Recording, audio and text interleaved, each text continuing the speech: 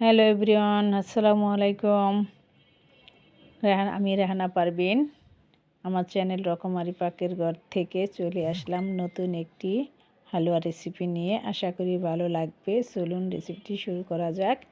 এখানে আমি পেঁপে ও ছানা দিয়ে হাফসি হালুয়া রেসিপি নিয়ে চলে আসছি।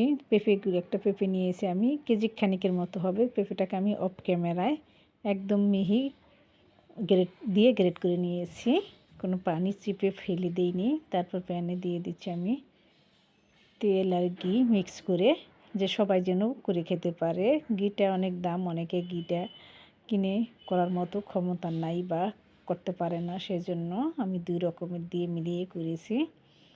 দিয়ে দিচ্ছি আমি কোয়ার্টার কাপের মতন তেল আর ঘি, 2টা দারচিনি, একটা তেজপাতা। আর এই যে দেখেন পেঁপেটা আমি একদম মিহি এইভাবে কুড়িয়ে নিয়েছি। আমি অফ ক্যামেরায় কুড়িয়েছি। তারপর ওটা গরম হওয়ার পরে ফ্লেভার ছড়িয়ে যাওয়ার পরে আমি পেঁপেগুলি দিয়ে দিচ্ছি। আর এখানে আমার লাগবে 1 কাপ চিনি উষা করে, মিষ্টিটা আপনাদের পছন্দ মতো আপনারা দিবেন। এলাচ গুঁড়া আর 2 টেবিল চামচের মতো গুঁড়া দুধ, আর নিয়েছি 1 কেজি তরল দুধ ছানা করে আমি রেখেছি সাইডে। তারপরে এটাকে এইভাবে একটু কিছুক্ষণের জন্য ভেজে নেব। ভেজে একটু পানিটা শুকিয়ে নিতে হবে। খুবই মজার এই হালুয়াটা, একবার হলেও করে খেয়ে দেখবেন। এতটা মজার, না খেলে কিন্তু বুঝতেই পারবেন না যে 1 কেজি দুধ আর একটা পেঁপে দিয়েই এত অসাধারণ একটা হালুয়া হয়ে যায়। সামনে শবে বরাত আসছে, অবশ্যই আপনারা এই হালুয়াটা ট্রাই করে দেখবেন। তারপর ভালো লাগলে আমার ভিডিওটি লাইক, কমেন্ট, শেয়ার করে পাশে থাকবেন। ফেসবুক থেকে যদি আমার ভিডিওটি দেখে থাকেন, আমার পেজটি ফলো করে পাশেই থাকবেন। আর ফলো দেওয়া থাকলে অসংখ্য ধন্যবাদ। কিছুক্ষণের জন্য আমি ডেকে দিয়েছিলাম যাতে পেঁপেটা সিদ্ধ হয়ে যায়।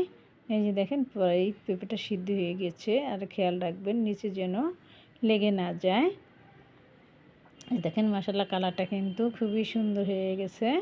পেঁপেটা মনে হচ্ছে সিদ্ধ হয়ে গিয়েছে। এই যে আমি 1 কেজি দুধের ছানা করে নিয়েছি। ছানাটা একটু হাত দিয়ে ভেঙে দিতে হবে যেন গোটা গোটা না থাকে। এই যে ছানাটা আমি দিয়ে দিচ্ছি, দিয়ে সুন্দর করে একদম মিক্স করে নেব।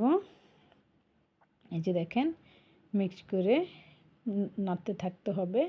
যখন হালুয়া হয়ে যাবে তখন কিন্তু প্যান থেকে উঠে আসবে, তখন বুঝতে হবে যে হালুয়াটা হয়ে গিয়েছে। এই যে আমি দিয়ে দিচ্ছিলাম এখানে উঁচু করে 1 কাপ চিনি নিয়েছি, একটু রেখে বাকিটা দিয়ে দিলাম। একটু চেক করে নিব। এই যে দেখেন পরে কিন্তু হয়ে আসতেছে। আশা করি আপনাদের ভালো লাগবে।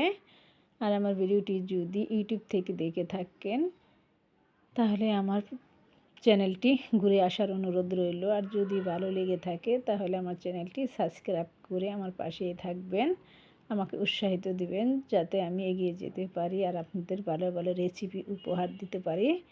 আশা করি পাশেই থাকবেন। এই যে দেখেন কালার কিন্তু চেঞ্জ হয়ে গিয়েছে। তারপর পরিমাণ মতো একটু লবণ দিয়ে দিলাম। আর মিষ্টি জিনিসের ভিতরে সবসময় একটু লবণ দিবেন, ব্যালেন্স ঠিক থাকে আর খেতেও কিন্তু টেস্টটা ভালো আসে। লবণ না দিলে কিন্তু টেস্টটা ভালো আসে না। তারপর ভালো করে আবার নেড়ে নিয়েছি। আবার দিয়ে দিলাম আমি 2 টেবিল চামচের একটু বেশি, কোয়ার্টার কাপের মতো গুঁড়া দুধ। গুঁড়া দুধটা অবশ্যই দেওয়ার চেষ্টা করবেন। আপনারা এখানে চাইলে কনডেন্স মিল্কও দিতে পারেন। কনডেন্স মিল্কটা দিলে চিনি যদি প্রয়োজন মনে হয় তাহলে দিবেন, না হয় দিবেন না। তবে আমি চিনি দিয়েই দেখালাম, আপনাদের ইচ্ছা আপনি দুধটাও দিতে পারেন, এটাও দিতে পারেন। আমি আবার গুঁড়া দুধ দিয়ে দিলাম, দিয়ে ভালো করে নেড়ে নিয়েছি। দিয়ে দিচ্ছি 1/4 চা চামচ গরম মশলার গুঁড়া, এলাচ গুঁড়া, আর আবার একটু ঘি দিয়ে নেড়ে নেব। আমার এটা কিন্তু হয়ে গিয়েছে। তারপর আপনাদের পছন্দ মতো আপনারা কেটে নেবেন। আর অবশ্যই কিন্তু এই সামনে শবে বরাতেই আপনারা এটা ট্রাই করে খেয়ে দেখবেন। অবশ্যই অবশ্যই। এই যে দেখেন হয়ে গিয়েছে মাশাআল্লাহ। আমি এই যে দেখেন আর একটু নেড়েই নামিয়ে নিব। আর আমি যেটার ভিতর ঢেলে নিব সেটা আমি একটু ঘি ব্রাশ করে নিয়েছি। এই দেখেন হালুয়াটা হয়ে গেলে কিন্তু তখন প্যান থেকে ছেড়ে আসবে। এই যে দেখেন কতটা লোভনীয় লাগছে আর খেতে এত মজার, তার বলার মতো না। অবশ্যই খাবেন করে। এই যে আমি ট্রেতে তেল ব্রাশ করে নিয়েছি, এখন এটাকে সমান করে দিব, তারপর পছন্দ মতো কেটে নেব। আশা করি সবার ভালো লাগবে। যে যেখান থেকে ভিডিওটি দেখছেন সবাই ভালো থাকবেন, সুস্থ থাকবেন। আমি এলাচ তো দিইনি, আমি দারচিনি আর তেজপাতাগুলি তুলে ফেলে দিয়েছি। যখন ভিতরে থেকে গেলে কাটলে ওটার জন্য ভালো হয় না, সেজন্য আগেই ফেলে দিলাম। এই যে দেখেন আমি এভাবে সমান করে নিয়েছি।